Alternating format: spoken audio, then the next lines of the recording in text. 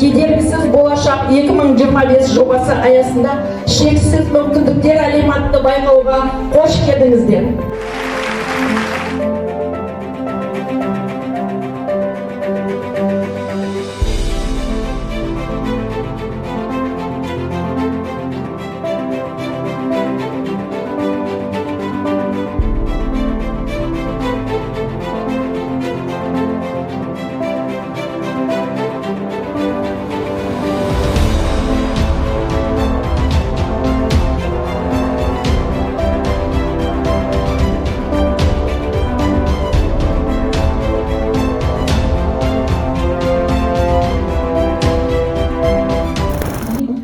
өзімізді жақсы көріп, мейлі біреу сені дұшпан санасын, мейлі біреу жаман көзбен қарасын, сен оларға жақсы көзбен қарай сал, сонда олардан жоғарылау боласың.